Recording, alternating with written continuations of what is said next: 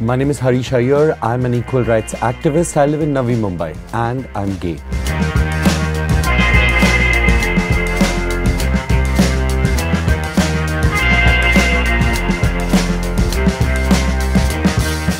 In the past 15-20 years or something, I know that I'm gay. I used to be in the closet. In the beginning, I really thought that I wanted to be straight like everyone else, simply because I didn't find other gay people at that time. Now you have an open culture where you have more people who come out. But there was a time when people didn't know what homosexuality was. I mean, the awareness was abysmal. And around that time, no one wanted to be something which no one else is.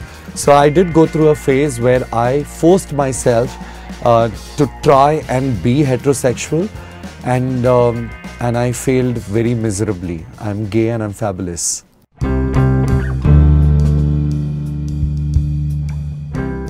My mother wasn't very comfortable about my sexuality in the beginning, because I had some other personal challenges in my life, and like I'm a survivor of child sex abuse. So my mother correlated that with my sex abuse, and she thought that it was my sex abuse that probably led to me becoming gay.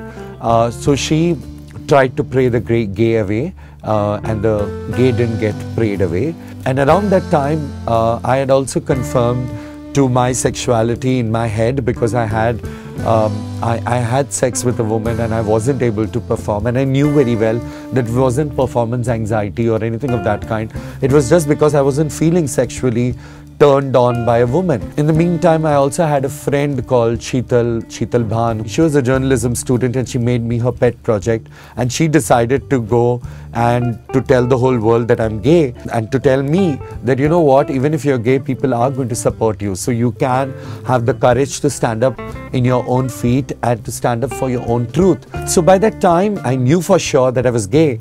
And when I told my mother, and when my mother wasn't very happy about it, I decided that I will fix up an appointment with a counselor, not for myself, but for my mother. And that day, she just met me, she hugged me, and she said, I always knew that you were gay.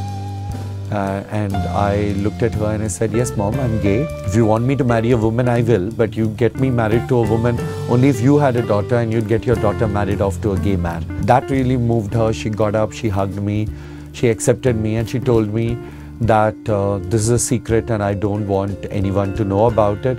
And guess what? The next day, I was in the newspaper, and the newspaper that I was in was Midday.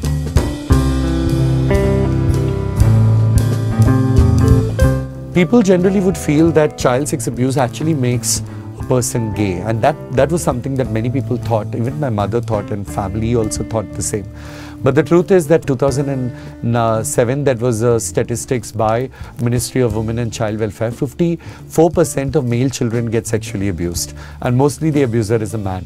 So are we saying that if male children get abused by a male person, does that really mean that 54% of people are gay? That means we are the majority and heterosexuals would be the minority. That's not the case. I think my sexuality is the essence of my being, and I'm gay because I'm gay. My sexuality is not the consequence of anything. It's just the essence of who I am.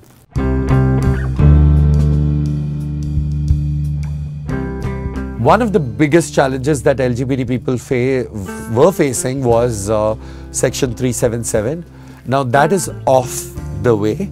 Besides that, there is a lot of social stigma. Even in Mumbai, for that matter, there are times when there is discrimination, when you see a board that says couple entry, but if I walk with a boyfriend, they would not allow me to, because for them in their head, the couple really means man and woman.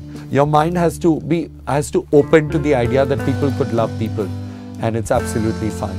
In workplace, there is a lot of discrimination. Most of our policies are not LGBT friendly. Language is a big impediment. I remember forms have this mention saying, what's the name of your wife? What's the name of your husband? It doesn't mention what's the name of your partner. People looking down on you, people looking at you as a sex object. In fact, all those things that could happen with women also happen with members of the LGBT community. And I'm not just referring to male members of the LGBT community, I'm referring to all genders of the LGBT community.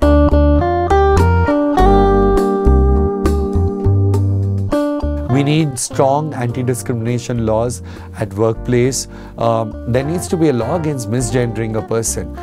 If it's considered wrong to refer to a woman as a man, it's also wrong to refer to a trans person in any other gender that the trans person doesn't want to be referred to as. There needs to be laws which bans people who discriminate on screen, who play homophobic characters. I mean, there needs to be a lot of things. I do believe in bans, but regulation needs to be brought in.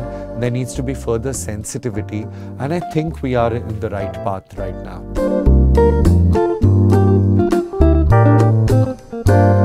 For me to get an opportunity to write a book, that by itself is an oxymoron, but I'm very fond of writing also. So my imagination is fully powered and it's not polluted by some writer or some style. So it's going to be my unique style that I'll bring to the table. So it's something to watch out for.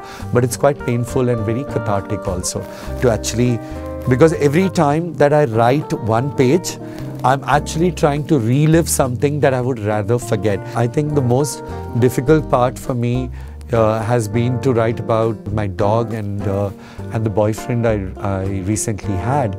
People would assume that child sex abuse was the most difficult part for me to write, but I've written about it so many times that it didn't bother me.